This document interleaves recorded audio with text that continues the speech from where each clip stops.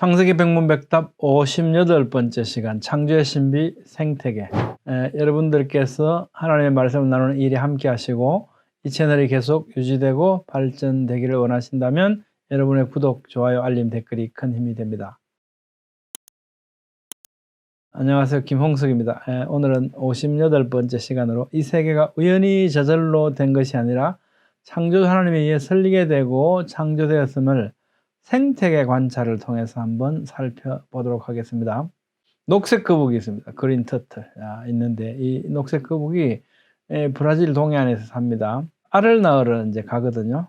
가는데 어디로 가나 하고 이제 위에 전파 발신기를 딱 이렇게 설치를 해서 추적을 했습니다. 했더니 이 브라질 동해안에서 여기 아순세온이라는 섬이 있대요. 여기까지 이제 알을 낳으러 가더라는 겁니다.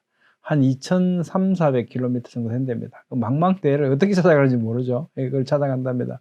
그럼 알을 한 100개 정도 낳는데요. 100개 낳는데 알이 부화하는데 일주일이 걸린다는데 일주일 안 기다리고 그냥 뒤도 안 돌아보고 다 그냥 알 놓고 이제 가는 거죠. 어디로? 다시 2,400km를 헤엄쳐서 브라질 동해안으로 온대요.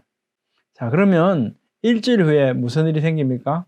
얘들이 이제 부화해서 나오는 겁니다. 나오면 이제 바다 속으로 이제 들어가서 다 갑니다. 가가지고 어디로 가냐? 여기서부터 아순세온 섬에서 2,400km를 헤엄쳐서 어디로 가냐면 브라질 동해안 엄마가 사는 데로 온대요. 이거 기가 막히지 않습니까? 이게 말이 됩니까? 이 두 가지가 말이 안 돼요. 왜냐하면 아니 뭘 그렇게 어렵게 거기 가서 알을 낳냐는 거예요. 그냥 브라질 동해안 사는데 알을 낳으면 안 되냐? 그 길을 그냥 가서 알을 낳는다는 게 도대체 이해가 안 되고요. 그 다음에 어미 거북이 거기를 정확하게 찾아갔다 오는 것, 그것과 더불어서 어떻게 알에서 부화한 거북이 한 번도 가본 일이, 아니 한 번도 가본 일이 있는 거 없는 거 그건 문제도 안 되죠. 사실은 가봤다 한들 그거 찾아갈 수 있겠습니까? 예, 눈을 뜨자마자 나와서요 이 헤엄쳐서 브라질 동해안을 온다는 거 아닙니까? 아니 도대체 어떻게 이곳을 찾아오며 왜 오겠습니까? 이게 신비죠. 이 사람들은 이걸 뭐라 그럽니까? 예, 네이처 호밍, 뭐 기소 본능이다, 뭐 이런 얘기를 하는데 이건 그냥 붙인 말이죠. 근데 이게 어떻게 가능하겠냐는 거죠. 자, 이 지혜는 어디서 온 것인가? 저절로 이 놀라운 능력이 생겨날 수 있겠는가라는 겁니다. 엄마가 애한테 이렇게 오라고 뭐 지시를 한 것도 아니고요. 이 정보를 준 것도 아니고 정보가 있다고 한들 어떻게 줘서 이게 부화하자마자 한 번도 가본 곳이 없는데 이게 찾아오겠습니까? 이 말이 안 되는 거죠. 이건 초월적인 어떤 질서가 있는 거죠. 욥기는 이렇게 말씀합니다. 38장 3절로 38절에 쭉 말씀이 나오는데요. 가슴 속에 지혜는 누가 준 것이냐? 수탉에게 슬기를 준 자가 누구냐? 누가 지혜로 구름의 수를 세겠냐? 누가 하늘의 물주머니를 기울이겠느냐? 티끌이 덩어리를 이루며 흙덩이가 서로 붙게 하겠느냐? 모든 것들이 그죠? 비도 너무 많이 오면 안 되잖아요. 적절히 와야 되죠? 그렇습니다. 이 지혜가 도대체 이 그린 터틀이 어떻게 이걸 찾아갈 수 있겠냐는 거죠. 만유를 창조하시고 유지되도록 질서를 부여하신 창조주 하나님. 이것밖에 답이 없다. 이렇게 생각됩니다. 북극 제비갈매기도 참 기가 막힌데요. 북극의 제비갈매기는 뭘 먹고 사냐면 물속에 있는 물고기를 먹고 삽니다. 근데 북극에 겨울이 오면 바닷물이 얼어버린대요. 그러면 더 이상 물고기를 잡아먹을 수 없으니까 남극까지 비행을 한대요. 그래서 남극에 와서 물고기를 먹고 살다가 또 남극에 겨울이 와서 바닷물이 얼어버리면 물고기 못 먹으니까 또 북극으로 간대요. 이렇게 해서 얘들이 23년 내지 24년 정도를 산대요. 그러니까 지구를 평생에 23바퀴, 24바퀴를 도는 거죠. 근데 이게 한번 이게 비행을 해서 북극에서 남극으로 가면 몸무게가 반으로 준답니다. 얼마나 힘이 들면. 아니, 왜 거기 가겠습니까? 우리 이성적으로 이해 안 되는 게 두 가지가 있죠. 어떻게 그걸 정확하게 찾아가냐라고 하는 게 하나 있고요. 또 하나는 왜 가냐는 겁니다. 그냥 우리나라에 살면 안 됩니까? 우리나라에 바닷물 안 오는데 그냥 살면 되잖아요. 근데 왜 그렇게 추운데 어려운데 그렇게 거기서 사냔 말이에요. 이해 안 되죠. 도대체 뭘로 어떻게 설명해야 됩니까? 가슴 속 지혜는 누가 준 것이냐? 수탉에게 슬기를 준 자가 누구냐? 왜 바다가 얼지 않는 우리나라에 살지 않고 북극과 남극을 힘들게 오가면서 그렇게 불편하게 살아가는 걸까요? 떠오르는 말씀이 하나 있죠. 하나님이 그들에게 복을 주시며 이르시되 생육하고 번성하여 여러 바닷물에 충만하라. 새들도 땅에 번성하라 하시니라. 예, 아마 이게 생명체들이 살기 좋은 곳만 지가 알아서 지 자의로 이렇게 찾아서 산다면 남극, 북극에는 아마 생명체가 거의 안 살겠죠. 그럼에도 불구하고 어떻게 지금 보면 지구상 어디에도 생명체들이 바글바글합니다. 온 땅에 충만해라.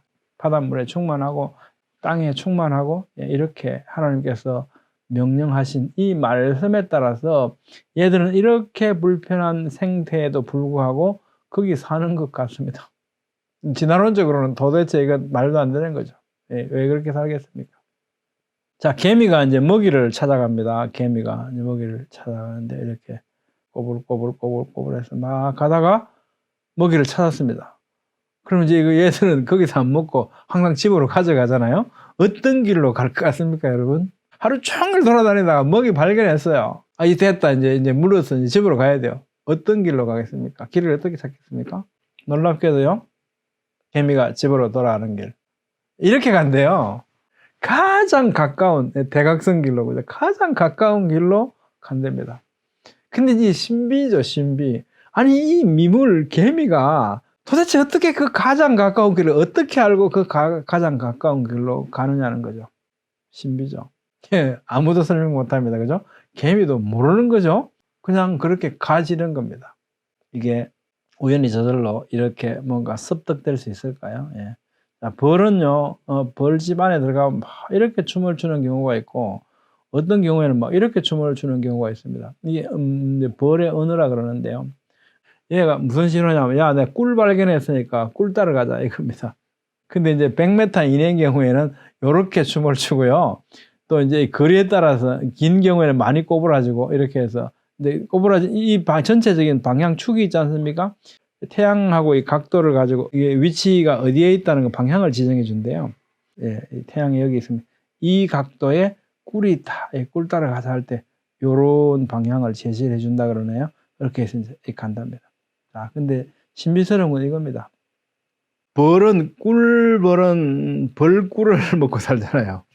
그러면 이제 비행을 하러 이제 가서 꿀을 따라가야 되는데, 내가 꿀을 너무 많이 먹고 가면 꿀을 담아올 공간이 없는 거죠.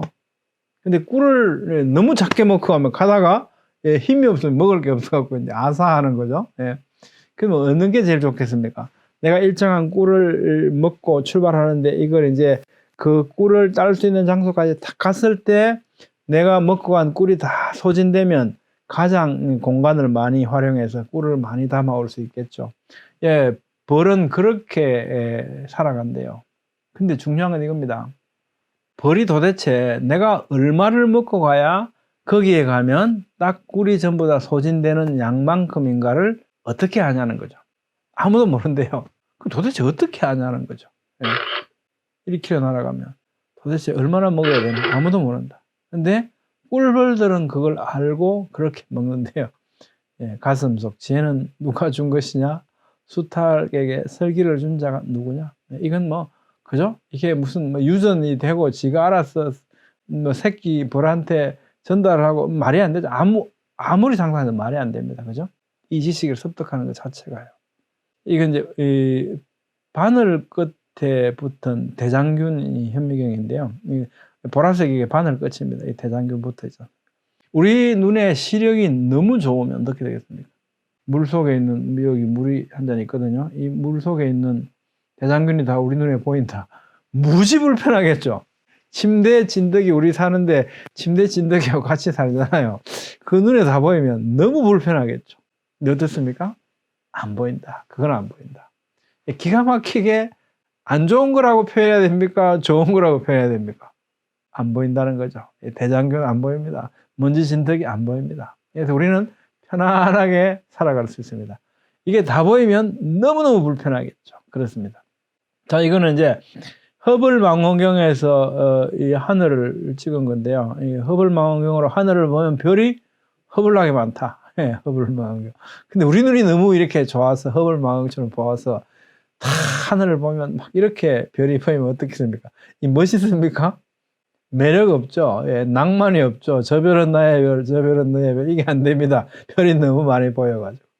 우리는 어떻습니까? 눈이 적당한 성능을 갖고 있어요. 그래서 저렇게 세밀하게 보이지 않습니다. 그래서 어떻게 하늘을 보면 이뻐요. 아주 이쁘게 다 이렇게 아름답게 보입니다. 낭만이 있습니다. 예, 어쩌면 우리 눈은 적당한 정도로만 좋을까요? 우리가 살아가기에 너무나 적절하게 이렇게 설정되어 있는 것 같죠. 우리의 시력의 한계가요. 이게 우연일까요? 그렇게 된 걸까요? 생각해 보시죠. 또 소는 왜 그렇게 착하고 왜 그렇게 맛있을까요? 소 한번 생각해 보시죠. 아니 그 큰 애가 그죠? 열심히 우리한테 얼마나 순종적인 일하고요. 또 어떻게 고기가 왜 그렇게 맛있어요? 이게 다른 걸로 설명되겠습니까? 소가 뭐 때문에 맛있습니까? 우리 먹기에. 그죠? 이 설명 안 되죠. 맛만 좋습니까? 영양도 많다 그러지 않습니까? 영양분? 예, 많다. 이게 우연히 저절로서 생겨갖고 이렇게 진화했다? 말이 안 되죠. 예, 왜 이렇게 진화하겠습니까? 사람들이 막 잡아먹으니까. 그럼 안 잡아먹히려 그러면, 그죠? 예, 맛없게 진화해야지. 일을 왜 해요? 사람한테 붙어서? 예, 아니죠. 예. 모든 것들이 사람을 위해서 설계되고 창조되고 인류지향적인 것을 우리는 생각해 볼 수 있습니다. 그죠? 내가 능히 줄로 매어 들소가 이랑을 갈게 하겠느냐? 그것이 어찌 골짜기에서 너를 따라 쓰레를 끌겠느냐? 그것이 힘이 세다고 내가 그것을 의지하겠느냐? 내 수고를 그것에게 맡기겠느냐? 그것이 내 곡식을 집으로 실어오며 내 타작마당에 곡식을 모으기를 그것에게 의탁하겠냐? 안 된다는 겁니다. 집에서 기르는 그 소는 하나님께서 우리에게 그런 기능을 하도록 만들어 주셨다, 창조해 주셨다는 겁니다. 이게 지금 이게 저는 바닷가에 자라서 물고기 좋아하는데 얘 이름이 심통이래요. 심통, 도치. 예, 동해안 연안에 주로 잡히는데 되게 맛있대요. 얘들 왜 이렇게 맛있을까요? 우연히 저절로 맛 좋게 진화했을까요? 예, 제가 뭐 재밌어서 인터넷 찾아봤습니다. 보니까 고성팔미라는 게 있어요. 맛있기로 소문난 8가지 음식 그러면서 막 되게 맛있대요. 얘들 다 맛있대요. 얘들 왜 맛있습니까? 우연히 저절로 이렇게 맛있어졌을까요? 또 영양도 많대요. 인류지향적인 것 같지 않습니까? 몸에 좋은 약재들을 생각해보죠. 녹용, 인삼, 산삼, 왜 우리 몸에 왜 그렇게 좋을까요? 엄나무, 흑계, 감초, 수많은 한약재들 우리 몸에 왜 좋을까요? 우연히 저절로? 네, 한번 생각해보죠. 네. 모든 것들이 사람을 위해서 설계되고 창조되었다. 인류지향적으로. 우리는 돌아보면 그런 게 너무 많아요. 그죠? 몸에 고구마, 호박, 브로콜리 이거 뭐 엄청 좋대요. 호박 또 나오네. 예, 너무 좋으니까 2번 나오는 것 같습니다. 고구마, 감자, 딸기, 토마토 몸에 엄청 좋대요. 뭐 비타민도 많고 뭐 항암 물질, 그죠? 노화 방지. 야, 이거 뭐 포도, 오렌지, 그죠? 거의 모든 채소, 과일들 다 그렇게 좋대요. 왜 좋습니까? 고등어, 낙지, 칼치, 돔 맛있잖아요. 맛만 좋습니까? 뭐 등푸른 생선, 뭐 오메가 어쩌고 하면서 몸에 그렇게 좋대요. 왜 우리 몸에 그렇게 이롭고요? 좋은 효능을 발휘하고 왜 그렇게 맛있을까요? 이 우연히 저절로 생겨서 이렇게 아니면 사람을 위해서 설계되고 창조된 둘 중에 하나 고르라 그러면 저는 예, 당연히 이거 고르겠습니다. 어떻게 우연히 저절로 생겨서 우리에게 이렇게 맛있고 영양을 공급하는 쪽으로 진화했다? 정말 말이 안 되죠. 하나님이 이르시되 내가 온 지면에 씨 맺는 모든 채소와 씨 가진 열매 맺는 모든 나무를 너희에게 주노니 너희의 먹을 거리가 되리라. 하나님이 이르시되 모든 산동물은 너희의 먹을 것이 될지라 채소같이 내가 이것을 다 너희에게 주노라. 그렇죠. 그래서 맛있고요. 그래서 영양분이 많고 그래서 약효를 우리에게 주는 것 같습니다. 예, 아침 해가 뜨는 모습 장관이지 않습니까? 일출. 예. 그토록 아름답고 장엄하고 그래서 막 사람들이 그거 보러 가잖아요. 그냥 대충 떠올라도 너무 멋있어요. 왜 그럴까요? 석양은 왜 또 그렇게 아름답습니까? 푸른 숲, 들판, 잎과 꽃, 단풍들 왜 그렇게 이쁘게 단풍이 들면서 이렇게 잎이 질까요? 누구 좋으라고? 모든 것들이 우리가 이 하나님께서 만드신 자연 이걸 통해서 어떻게 해요? 감성적인 이 아름다움까지도 우리가 느낄 수 있게 주신 것, 저는 이렇게 생각합니다. 뭐 저절로 우연히 저절로 해서 진화됐고 이런 건 참 오히려 비이성적이지 않냐 생각합니다. 우리가 경험하는 관찰하는 현상들을 보면요 너무나 신묘막측하고 그 속에는 어떻게 해요?